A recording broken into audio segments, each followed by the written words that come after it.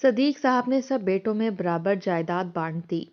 تو ایک دن بیٹی اپنا حصہ مانگنے آ گئی تو وہ پریشان ہو گئے اور بیٹوں سے کہا کہ کچھ مل جل کر بہن کو بھی دے دو۔ تو بیٹے کہنے لگے اس کی شادی پر لاکھوں خرچ کیے تھے، لہٰذا اس کا کوئی حصہ نہیں بنتا۔ تو یہ سن کر بیٹی صدیق صاحب کو گالیاں دینے لگی کہ تم نے انصاف نہیں کیا۔ تو صدیق صاحب بڑھاپے میں واپس دبئی چلے گئے اور 1 سال بعد کروڑوں روپے لے کر لوٹے۔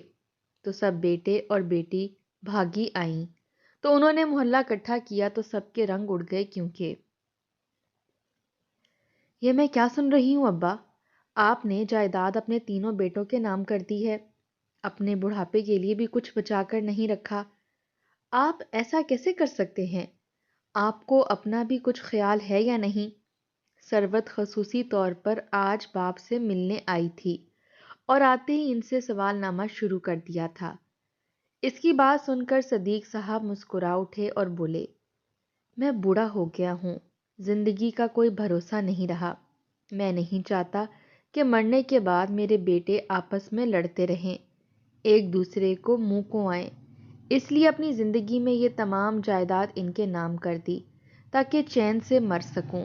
میرا کیا ہے، کسی بیٹے نے 2 وقت کا کھانا دینا ہوگا تو دے دے گا، ورنہ پاس ہی لنگر خانہ ہے، وہاں سے کھا لیا کروں گا۔ صدیق صاحب نے مطمئن انداز میں جواب دیا تو ثروت کو بالکل بھی پسند نہیں آیا تھا۔ کہنے لگی، پھر بھی ابا جان، آپ کو کچھ تو خیال کرنا چاہیے تھا اور جائیداد کو انصاف کے ساتھ ہی بانٹنا چاہیے تھا۔ صدیق صاحب کہنے لگے، تم فکر مت کرو، میں نے جائیداد کو پورے انصاف کے ساتھ بانٹا ہے، کہیں بالکل بھی کوئی ناانصافی نہیں کی، 1 1 روپے کا حساب پورا رکھا ہے۔ تم کیا سوالوں کی پٹاری لے کر بیٹھ گئی ہو؟ یہ بتاؤ کیا حال ہے، تمہارا میاں کیسا ہے، بچے کیسے ہیں؟ میرے لائے ہوئے تحفے پسند تو آ گئے تھے؟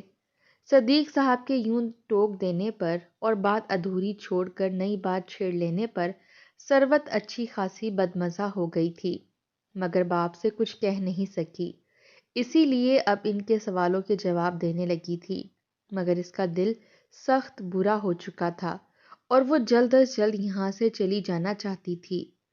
بالآخر وہ بگڑے ہوئے موڈ کے ساتھ اٹھ کر اپنے گھر کی طرف چل دی، حالانکہ بھائیوں اور باپ نے بے حد اصرار کیا تھا کہ رک جاؤ، کھانا کھا کر جانا، مگر اس نے کسی کی ایک نہیں سنی۔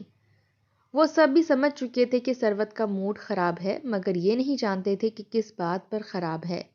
البتہ صدیق صاحب سمجھ رہے تھے، مگر وہ بھی کیا کرتے، انہیں تو خدا کو بھی منہ دکھانا تھا، سب کچھ بیٹی کو تو نہیں دے سکتے تھے، ان پر بیٹوں کا بھی اتنا ہی حق تھا، اور پھر بڑھاپے کا سہارا بھی تو بیٹے ہوتے ہیں، یہ ان کا ماننا تھا۔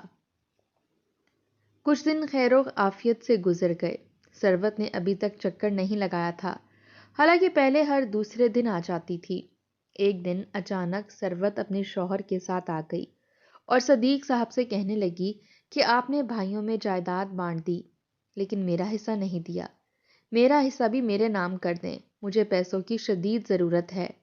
میرا میاں اسحاق اپنا الگ کاروبار کرنا چاہتا ہے، کاروبار کے لیے پیسے کم پڑ رہے ہیں، اس لیے مجھے میرا حصہ دے دیں تاکہ میں وہ بیچ کر اپنے کاروبار میں لگا سکوں۔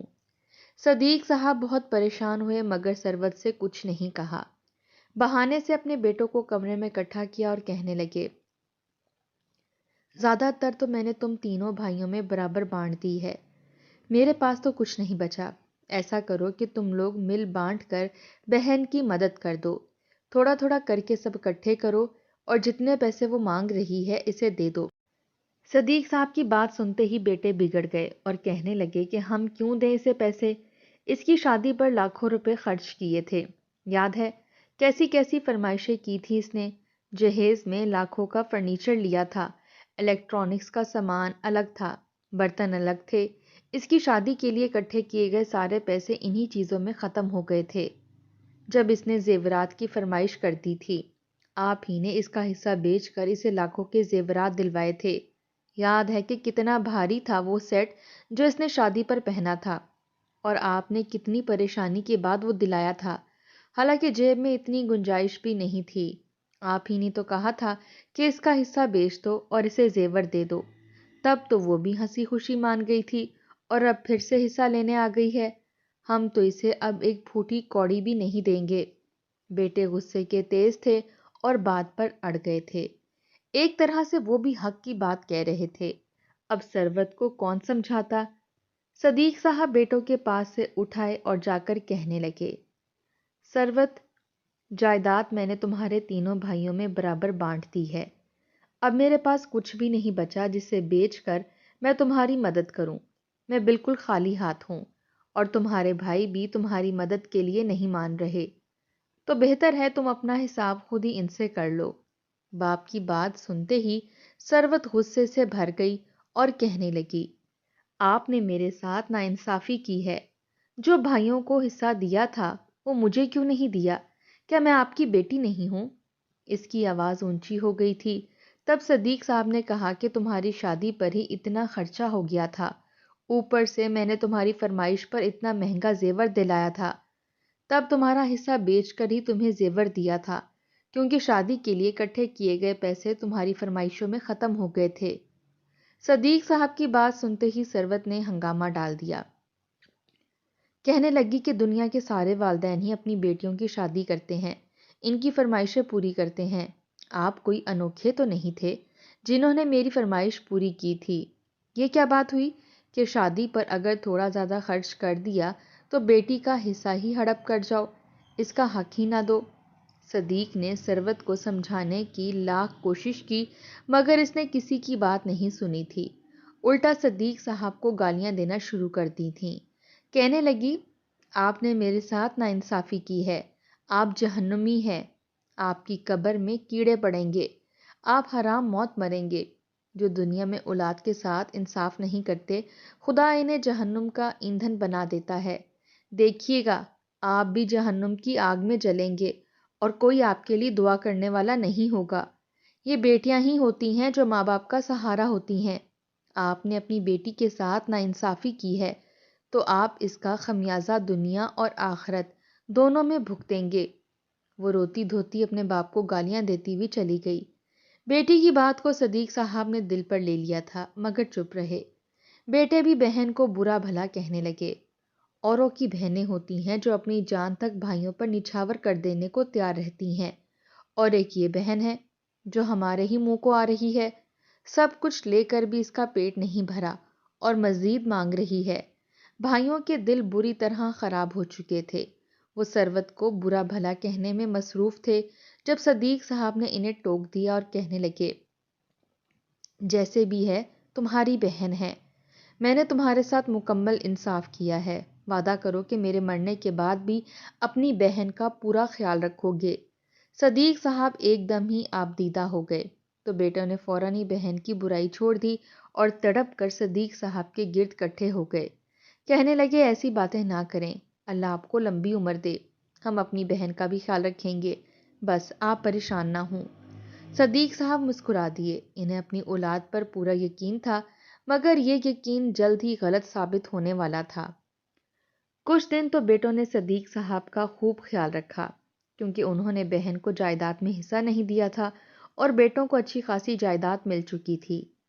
صدیق صاحب نے ساری زندگی کمائی کی تھی، گھر کے خرچ اٹھائے تھے، بیٹے شادی شدہ ہو گئے تھے اور بیوی بچوں والے تھے، مگر اس کے باوجود گھر کا سارا خرچ، کپڑا اور ہر چیز کے پیسے صدیق صاحب ہی بھیجا کرتے تھے، یہ سوچ کر کہ ان کی اولاد کو کسی چیز کی تنگی نہ ہو۔ ان کی بیوی تو سالوں پہلے وفات پا گئی تھی، بچے اپنے دادی کے زیر سایہ ہی پلے بڑے تھے اور صدیق صاحب تب سے ہی دبئی میں کام کر رہے تھے۔ ان کی آمدنی اچھی خاصی تھی کیونکہ وہ ہنرمند تھے، کپڑے سیتے تھے، ان کا اچھا روزگار لگا ہوا تھا، تو وہیں کے ہو کر رہ گئے۔ کچھ زمین انہیں وراثت میں بھی ملی تھی اور کچھ دبئی آنے کے بعد ان کے حالات بہتر ہو گئے تھے۔ ان کے پاس ہمیشہ وافر مقدار میں پیسے ہوتے تھے جو وہ اپنے بچوں کی ضروریات پر خرچ کرتے رہتے تھے۔ بیٹی جب چاہتی تھی وہ باپ سے پیسے منگوا لیتی تھی، بیٹے جب چاہیں ماہانہ خرچ کے علاوہ باپ کو کال کر دیتے اور صدیق صاحب فوراً ان کے اکاؤنٹ میں پیسے ٹرانسفر کر دیتے تھے۔ اب کی بار صدیق صاحب دبئی میں اپنا سارا کام کاج چھوڑ کر واپس آ گئے تھے۔ حالانکہ سیٹھ صاحب نے انہیں بہت پیشکش کی تھی کہ اگر وہ نہ گئے تو انہیں یہ ملے گا، وہ ملے گا، ان کی سیلری بڑھا دی جائے گی، ان سے کام نہیں لیا جائے گا بلکہ انہیں فیکٹری کا ہیڈ بنا دیا جائے گا۔ مگر انہوں نے کسی کی ایک نہ سنی۔ سیٹھ صاحب سے کہنے لگے، ساری زندگی گزر گئی سیٹھ صاحب، بیوی بچوں سے دور رہا ہوں، وطن سے دور رہا ہوں، محنت کرتے کرتے ہڈیاں گھس گئی ہیں، بڑھاپا آ گیا ہے، پتہ نہیں 4 دن کی زندگی ہے یا نہیں، اس لیے چاہتا ہوں کہ کچھ دن سکون سے گزار لوں، اللہ توفیق دے کہ اپنے پوتے پوتیوں کو گود میں کھلاؤں۔ سیٹھ صاحب بھی پاکستان سے تھے، گھر والوں کی دوری کا دکھ خوب سمجھتے تھے، اس لیے صدیق صاحب کو جانے کی اجازت دے دی۔ ساتھ ہی یہ بھی کہا کہ کمپنی کے دروازے ہمیشہ کے لیے ان کے لیے کھلے ہیں، وہ جب چاہیں واپس آ سکتے ہیں۔ صدیق صاحب ان کی پیشکش کے باوجود ہمیشہ کے لیے واپس آ گئے تھے، ان کا دوبارہ جانے کا کوئی ارادہ نہ تھا۔ مگر یہاں اب حالات بدل چکے تھے، جس جائیداد اور دولت کا بیٹوں کو لالچ تھا وہ انہیں مل چکی تھی، سبھی اپنے اپنے رنگ ڈھنگ دکھانے لگے تھے۔ اب صدیق صاحب سارے دن بھوکے رہتے، مگر بیٹوں کی بیویاں انہیں کھانا تک نہ پوچھتی تھیں۔ پوتا پوتی پاس آ کر بیٹھ جاتے اور صدیق صاحب کا دل بہل جاتا، تو بھی بہوؤں کو غصہ آ جاتا۔ وہ ناراض ہو کر کہتی کہ ابا جان سارا دن کھانستے رہتے ہیں، بچوں سے فاصلہ نہیں رکھتے، بڑھاپے کی کھانسی ہے، بچوں کو بیمار کر دیں گے، خدا نخواستہ کوئی بیماری نہ لگ جائے۔ وہ اپنے بچوں کو اپنے اپنے کمروں میں لے جا کر بند کر دیتی تھیں اور صدیق صاحب بے بسی سے ان کا منہ دیکھتے رہ جاتے۔ کئی دن بعد سرور نے چکر لگایا تو صدیق صاحب کہنے لگے کہ میں کچھ دن تمہارے گھر آ کر رہنا چاہتا ہوں۔ تنہائی اور زندگی بھر کی مشقت اب ظاہر ہونے لگی تھی، وہ بیمار رہنے لگے تھے۔ سرور نے باپ کو لے جانے سے صاف انکار کر دیا اور کہنے لگی کہ ابا جان، آپ کو تو بتایا ہے کہ میرے گھر کے کیا حالات ہیں، میرے سسرال والے اس بات کی اجازت نہیں دیں گے، اور پیسوں کی بھی آج کل تنگی چل رہی ہے، بچے چھوٹے چھوٹے ہیں، گھر میں کمروں کی بھی کمی ہے، آپ بھائیوں کے پاس ہی رہیں اور ان سے حق سے کھانا مانگے اور دوائیوں کے پیسے مانگے، آخر کو آپ نے اپنی ساری جائیداد بھائیوں کے نام ہی تو کی ہے۔ سروت نے انہیں گھر لے جانے سے انکار کرنے کے ساتھ ساتھ یہ بھی جتا دیا تھا کہ وہ ساری جائیداد اپنے بیٹوں کے نام کر کے بیٹھے ہوئے ہیں۔ سروت چاہتی تو اپنے باپ کو اپنے پاس لے جاتی، ان کی دیکھ بھال کرتی، خیال رکھتی، وہ ٹھیک ہو جاتے، مگر اس نے اپنی خود غرضی دکھائی تھی اور باپ کو بھائیوں کے پاس چھوڑ کر چلی گئی تھی۔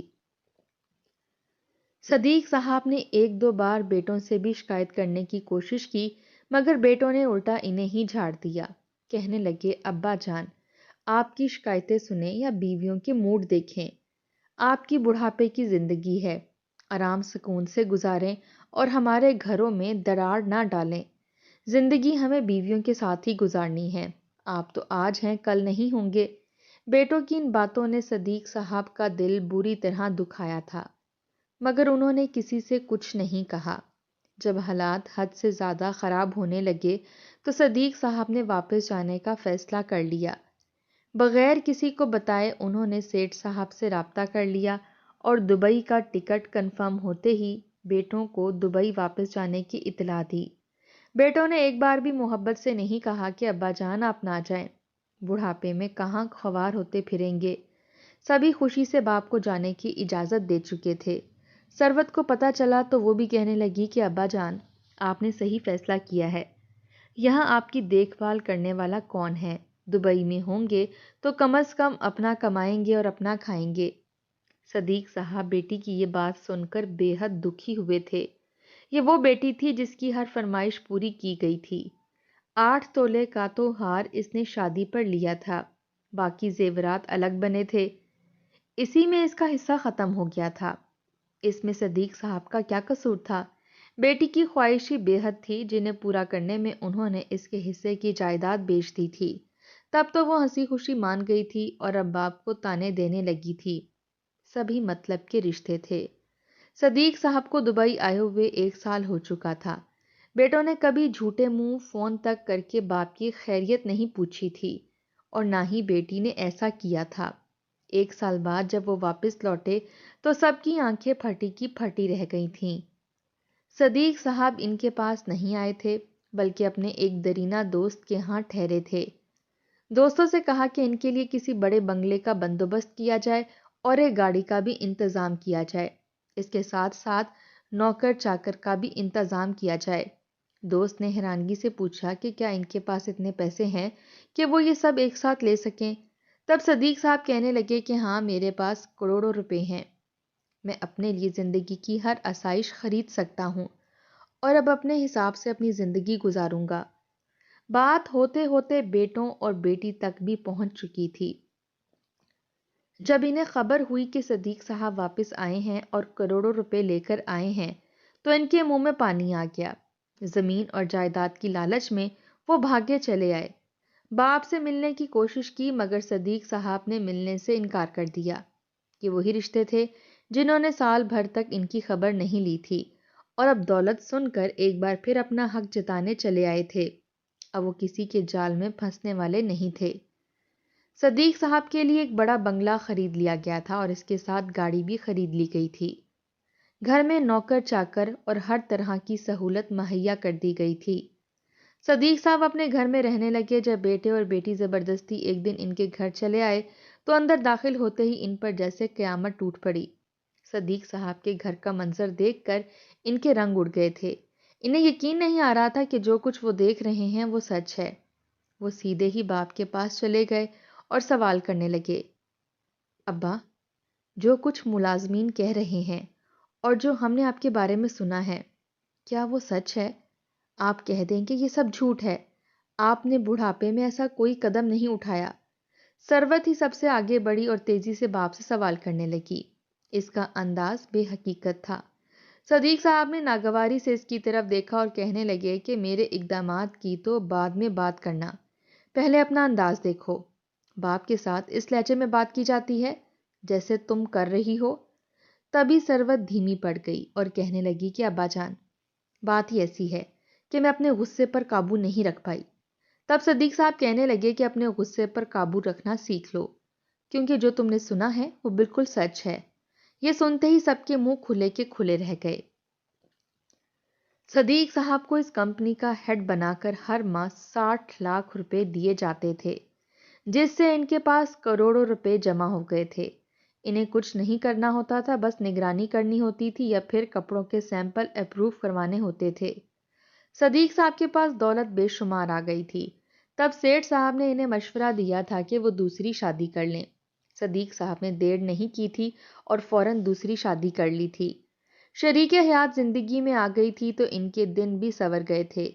ان کی شریک حیات بے حد اچھی خاتون تھی، بیوہ تھی اور اس کے 2 بیٹے بھی تھے جن کا خرچ صدیق صاحب نے اٹھانے کا وعدہ کیا تھا۔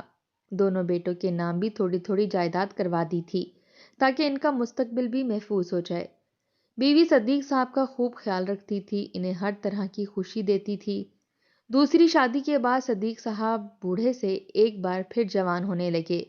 ان کی وہ بیماریاں جو انہیں اندر ہی اندر کھاتی جا رہی تھی ایک دم ٹھیک ہونے لگے۔ شاید انسان کی تنہائی اس کی سب سے بڑی بیماری ہوتی ہے۔ اگر بیٹے اور بیٹی انہیں وقت اور توجہ دیتے، ان کی دل جوئی کرتے، ان کا خیال رکھتے تو شاید وہ بیمار ہی نہ پڑتے، مگر کسی نے بھی ان کے احساسات کی پرواہ نہیں کی تھی۔